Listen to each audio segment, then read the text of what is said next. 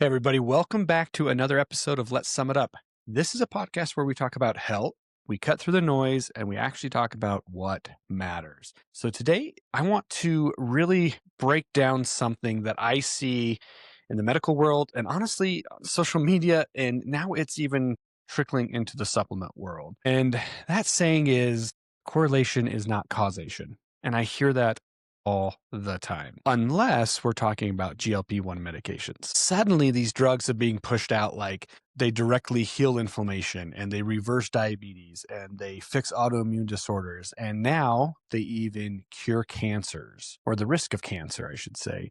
But when you actually look at the physiology of what's going on, that's not really the case. So I want to dive into how GLP medications don't fix those conditions, how they change behavior, how they change digestion, and those changes create improvements. So today I'm going to be breaking down how the GLP-1 medications work, what parts of the brain that they target. I'm going to talk about the pathways that they act on, why people see improvements, and even the downsides of taking the GLP-1 medications, because that's not talked about a lot either. A lot of time people just say, here's what's really good about it, and kind of leave it at that. So let's break down into what GLP-1 medications really do.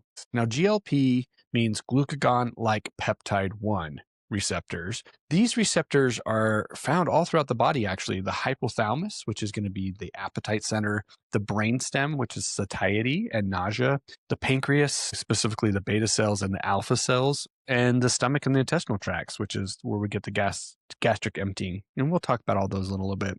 Then there's GIP receptor pathways. Now, this is glucose-dependent insulin-tropic polypeptide receptors. You have to say that 10 times fast today. The pathway in this is through adipose tissues. It's also in the pancreas and the beta cells specifically, and then certain brain regions tied to the feeding behaviors that we have. And only the tirzepatides like Mounjaro and Zepbound activate both the GLP-1 and the GIP receptors. They act on both. So where do the medications actually act in the body? Let's start with the brain, because the brain is going to be your appetite, your cravings, and your reward centers. This is a huge part of it. GLP-1 drugs target specifically the nuclei in the brain under the hypothalamus, and that is the arcuate nucleus. This is the home of your hunger and your satiety receptors, or neurons, if you will. So the way that the GLP-1 receptors work, they're an agonist, meaning they're going to suppress the hunger pathway, but they stimulate the fullness pathway. This is why people just say, I don't want food anymore. Yeah, if we're suppressing the hunger and then we're stimulating the fullness, you don't ever really want to eat. It also play on the brainstem, specifically the nucleus tractus solitarius. When this is stimulated, your stomach is going to feel fuller sooner. Large meals are going to feel super uncomfortable to you. And then nausea appears, especially if we overeat. So this is the part that actually protects people from overeating generally, but sometimes it's going to work too well with the GLP-1s. And then we have the nucleus accumbens. This is in the mesolimbic reward system of the brain, and this is actually playing on the dopamine pathway. When we talk about dopamine is the neurotransmitter. Dopamine is what gives us that drive for our reward center. So that's why things like Bluebell ice cream, specifically cookie two-step, if you will, is a driving force, because if I eat that, my brain says, hey, we liked that a lot. We want more of it. We should get more of it. And that dopamine really goes after it.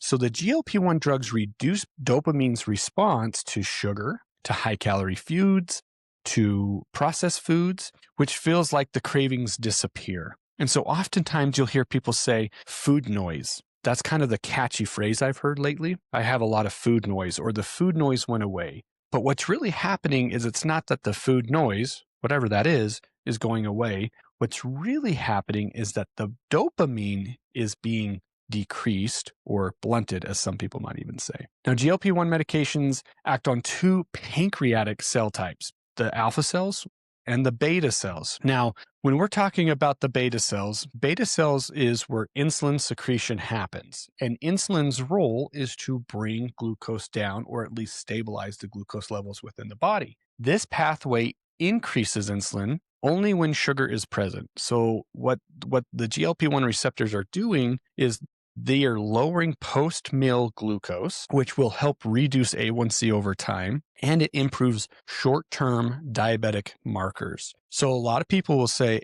I looked at my glucose before and it was really high, and now my glucose is down. Or they may say my A1C was at a 6.5, and now all of a sudden my A1C is at 5.7. Well, the thing is, if we're increasing insulin into the body, that causes problems, major problems down the line.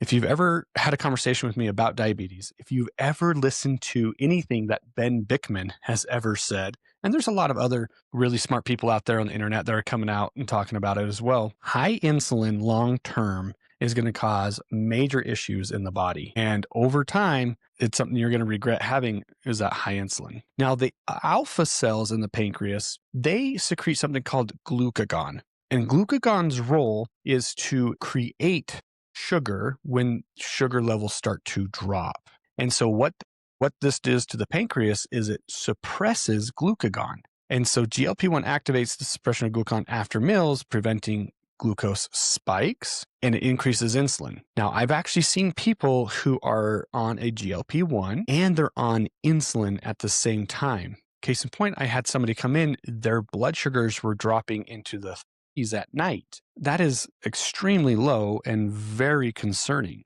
Well, they have insulin's role, bring the sugars down. GLP now suppresses the glucagon. So as they're sleeping, if their blood sugars are dropping, we're stopping glucagon from being able to get in and actually raise that blood glucose into a healthy range. Now, those are all GLPs. The GIPs, which is trizepatide, these GIP receptors also enhance insulin through the beta cells, but they have a dual pathway, which explains why most people who are on a trizepatide, they often will have more weight loss even faster. And so one of the GLP receptors, they're going to play on the pyloric sphincter and the vagus nerve, and they slow the rate at which the food is leaving the stomach.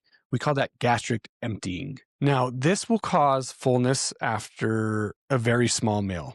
So you hear people say, hey, I used to eat maybe a cup or 2 cups of food. Now I eat a third of a cup and I'm full. It's going to cause early satiety. It's going to even cause nausea. It's going to cause vomiting, especially if you overeat. So there's some people like, man, I ate like maybe half a cup and all of a sudden I'm just throwing up like I have food poisoning or I have the flu. It's going to cause bloating, reflux, acid reflux going on, and then gastroparesis like symptoms. And gastroparesis means kind of a paralyzation of the GI tract. So this is one of the biggest reasons why people start eating less amounts of food. In the small intestine, the GLP-1 receptors activate the slowness in the duodenum or the duodenum, depending on who you're talking to. This will activate slow absorption, which actually now we're getting nutrient absorption decreased within the gut. And then it will also decrease the amount of peristaltic waves, which is your gut kind of moving things through. And that is where you'll often hear the gastroparesis-like symptoms. This leads to less absorption, especially of critical nutrients like protein, iron, zinc, fat-soluble vitamins, even amino acids, which is what makes up all of our muscle. And this is why people actually start losing muscle, not just fat. So if you've actually ever really looked into it, looked at some of the research that's out there, up to 40% of weight loss is contributed to either muscle mass or bone density. And this is concerning, especially in females. If we're losing bone density, we're going to lean towards osteoporosis, osteopenia. But anytime we lose muscle mass, that is a major problem as well. And you can look up online, health problems attributed to loss of muscle mass or lean body mass. And there is a lot of new research coming out about that. So your GIP receptors, like trizepatides, these are going to be really focused on fat metabolism. And I'm not going to argue this, where you're going to see more lipid turnover with the GIP receptors. That's absolutely true. It's going to help encourage fat loss. But once again, if you're not eating enough, we decreased a lot of nutrients in the body. If our caloric intake comes way down, part of the problem is we're not going to have the amino acids.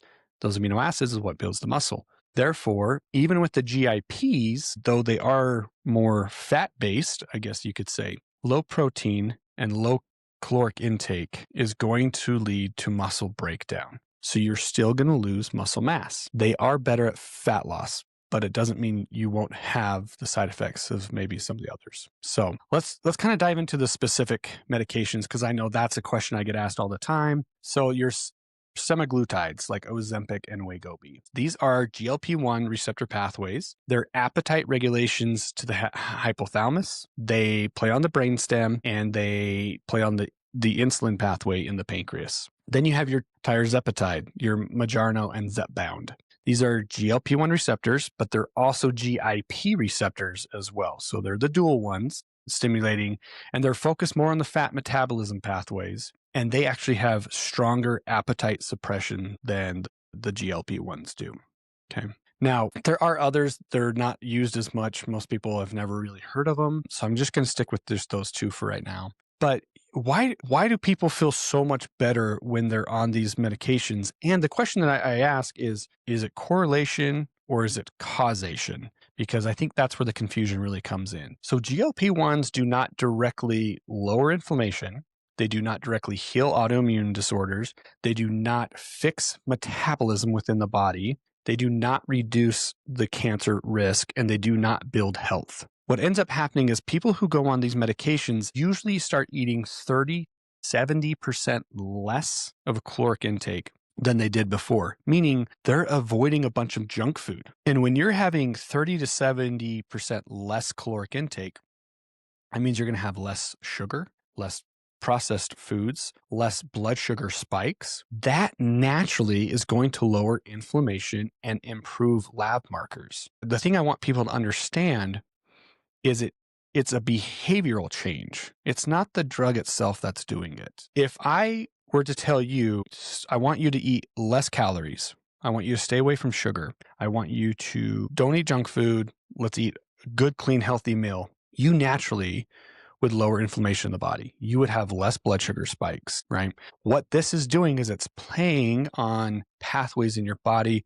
to make that behavior change rather than you just doing it. And there can be some downsides to a lot of these medications. And we've talked about some of them, like your nutrient deficiencies, right? Slowed stomach means intestinal absorption is going to be low on the protein, the iron, ferritin, B12, vitamin D. You're going to see hair loss. You're going to see muscle loss or lean muscle mass.